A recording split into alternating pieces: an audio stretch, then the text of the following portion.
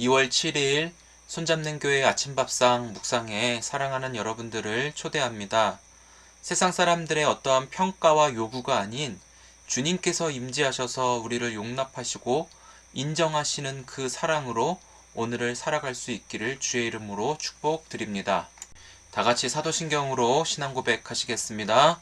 전능하사 천지를 만드신 하나님 아버지를 내가 믿사오며 그 외아들 우리 주 예수 그리스도를 믿사오니 이는 성령으로 잉태하사 동정녀 마리아에게 나시고 본디오 빌라도에게 고난을 받으사 십자가에 못 박혀 죽으시고 장사한 지 사흘 만에 죽은 자 가운데서 다시 살아나시며 하늘에 오르사 전능하신 하나님 우편에 앉아 계시다가 저리로서 산자와 죽은 자를 심판하러 오시리라. 성령을 믿사오며 거룩한 공예와 성도가 서로 교통하는 것과 죄를 사하여 주시는 것과 몸이 다시 사는 것과 영원히 사는 것을 믿사옵나이다. 아멘. 찬송가 86장 내가 늘 의지하는 예수 찬송드립니다.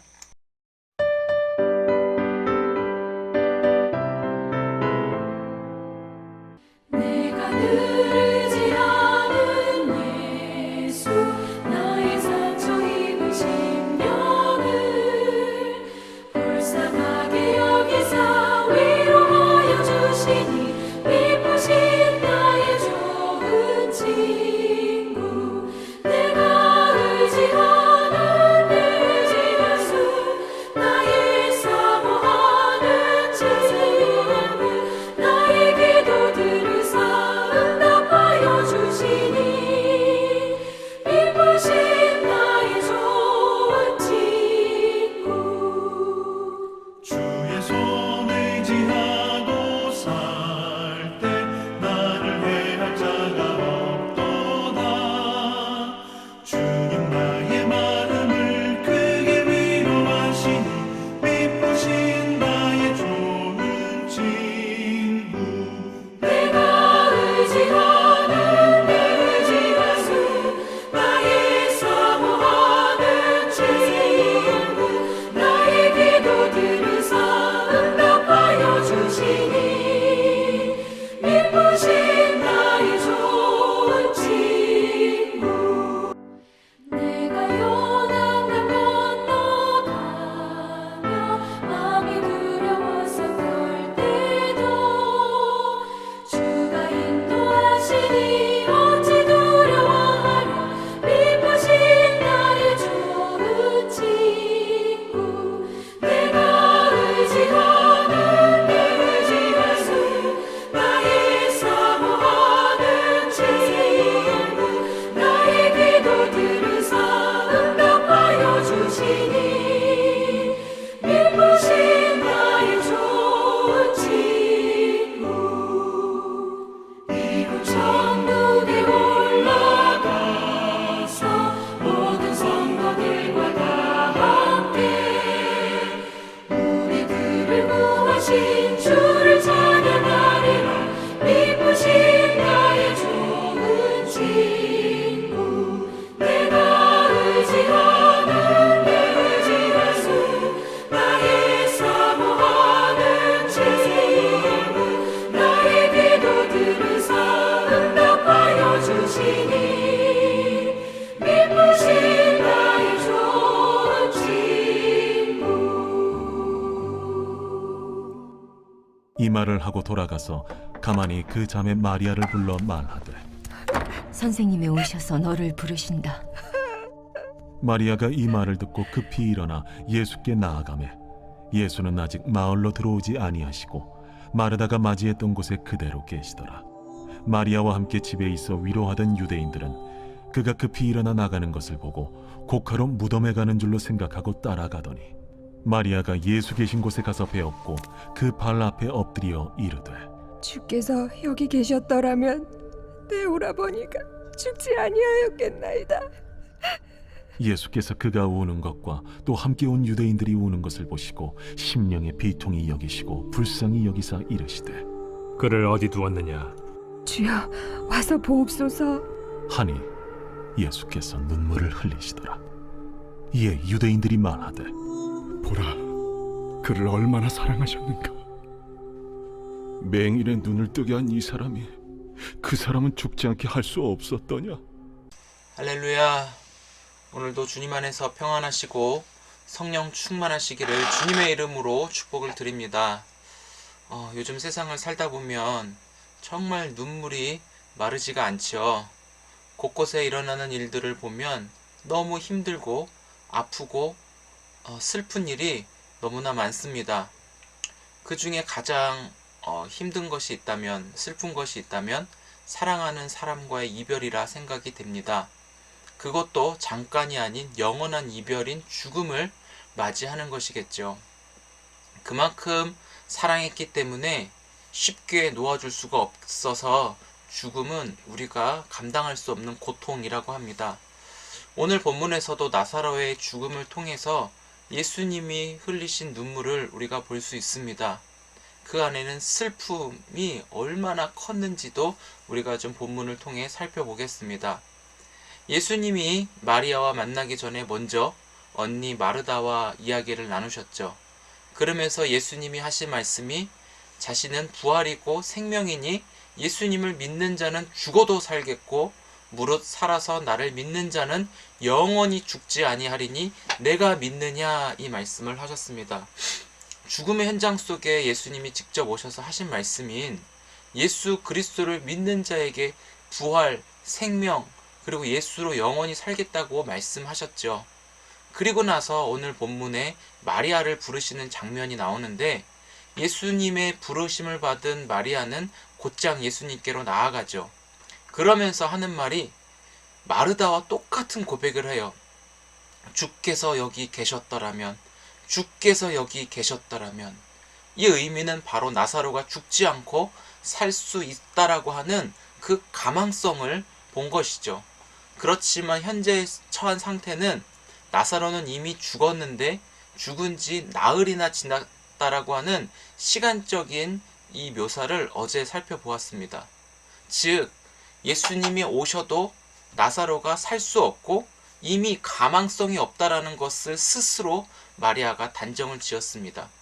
이 상황은 굉장히 절망적인 상태고 아유 끝났다, 예수님이라도 별 수 없습니다, 이런 마음 자세를 갖고 있는 것이죠. 그러면서 유대인과 마리아도 함께 울고 있는 모습입니다. 나사로가 굉장히 사람들에게 잘했고 관계를 잘 맺었다라는 것을 볼 수 있어요. 그 장례식장에서 수많은 사람들이 그의 슬픔을 애도하고 있었다라고 하는 것은 그만큼 나사로가 굉장히 좋은 사람 아니었을까라는 생각을 해보게 되죠. 이 나사로 한 사람으로 인해서 모든 사람이 함께 울고 있는데 이 모습을 본 예수님도 심령이 비통함을 여기시고 불쌍히 여기사 예수님도 같이 우시죠. 그러면서 나사로의 행적을 물어봐요. 그랬더니 그를 어디에 두었느냐 말씀하시자 주여 와서 보시옵소서, 이 얘기를 듣고 예수님이 우셨다라는 표현이 오늘 본문에 기록이 되어 있어요. 이 예수님이 우셨다라고 하는 이 본문은 성경 전체에 몇 구절 되어 있지 않는데 예수가 바로 완전하신 사람이라는 그 표현을 하고 있다라는 것이죠. 성경에서도 예수님이 우신다는 정면은 꼭 3번이 나와요. 오늘 읽은 이 나사로의 죽음 사건과 누가복음 19장에 예루살렘 성벽이 무너지면서 흘리신 눈물, 그리고 히브리서 5장에 보시면 예수님이 죽음을 앞두고 심한 눈물과 통곡으로 흘리셨다라는 말씀을 하고 있습니다. 예수님이 흘리신 이 눈물은 굉장히 특별했고, 특별히 오늘 요한복음 11장 본문에서는 나사로의 죽음을 누구보다 슬퍼하신 이유가 오늘 본문에 나와 있죠. 예수님은 충분히 나사로를 살릴 수 있으신 분이에요. 눈먼 자의 눈도 뜨게 하셨고 예수님은 능력이 없어서 못 살린 게 아니에요. 그렇죠? 예수님 자신이 영원한 생명이기 때문에 예수를 믿는 자에게 영원한 생명을 얻는 은혜를 예수님이 주신다라는 거예요. 하지만 이곳에 모인 자들에게 예수님이 앞에 계셔도 예수님의 말씀을 들어도 믿지 못하는 그런 안타까운 저 영혼들을 불쌍히 여기시는 그 마음으로 예수님은 눈물을 흘리셨다라고 하는 거예요. 우리의 믿음 없음을 바라보시고 때로는 눈물을 흘리실 수가 있어요. 아무리 말씀을 들어도 믿음을 갖지 못하는 저 영혼을 불쌍히 여기시며 예수님은 눈물 흘릴 수도 있다라는 거예요. 예수님은 생명을 살리실 수 있는 전능하신 하나님이시고 창조주 하나님이시라는 것이죠. 예수님의 눈물을 우리가 좀 다시 한번 되새겨 볼 수가 있어야 돼요. 사랑하는 성도 여러분, 저는 이 말씀 앞에 우리가 눈물을 흘리시라고 우리도 눈물을 흘릴 수 있었으면 좋겠어요. 정말 울고 싶을 때 눈물이 나오지 않으면 그것보다 더 괴로운 것은 없더라고요. 정말 울고 있는 자들에게 우리는 예수님이 아니기 때문에 해줄 수 있는 것이 없잖아요. 그냥 옆에서 같이 울어주는 것밖에 할 수 없는데 정말 눈물이 나오지 않으면 굉장히 당황스러울 때도 많아요. 하지만 예수님은 부활이시고 생명이시고, 그러나 예수님과 상관없는 사람, 믿음이 없는 사람들에게는 이 모든 은혜가 해당되지 않는다라고 하는 거예요. 이런 자들에게 예수님은 우셨고 우리도 이런 사람들을 위해서 울 수 있는 자가 되기를 소망해요. 예수님이 생명의 빛을 비추어 참 생명이라고 하셨고 진리라고 하셨고 부활이라고 하셨고 생명의 떡이라고 하셨고 목자라고 하셨고 양의 문이라고 하셨고 성전이라고 등등하며 예수님이 자신이 이런 분이라는 것을 소개하잖아요. 즉 예수님이 나는 뭐다 에고 에이미 이렇게 외친 거는 구원하시기 위해서 예수님이 오신 분이고 예수님이 충분한 구원의 능력을 나타내며 진짜 구원자라는 것을 여러 가지 예수님의 자기소개를 통해 보여주셨습니다. 그리고 우리 각 사람 한 사람에게 오늘날 물론 성령으로 찾아오셨지만 이 놀라운 은혜를 주셨는데 믿는 자가 누리는 특권이자 선물이라는 것을 꼭 기억하며 믿음의 강조를 여러분 우리가 그동안 생각했던 것과는 다르게 접근하셔야 돼요. 믿는 자에게 주시는 은혜가 나와 주님과의 소통의 끈이 믿음으로 이어졌다라고 하는 것이죠. 믿음으로 주님과의 관계가 회복이 되었다라고 하는 거예요. 주님이 다 이루어놓으신 것을 내가 믿음으로 말미암아 이 주님과 하나가 되었고 관계가 형성되었다라고 하는 사실은 너무나 놀라운 믿음의 능력입니다. 사랑하는 성도 여러분, 오늘 하루를 살아가시면서 예수님의 눈물이 주는 교훈은 절망과 좌절과 포기가 아니라 주님이 우리와 함께 하신다.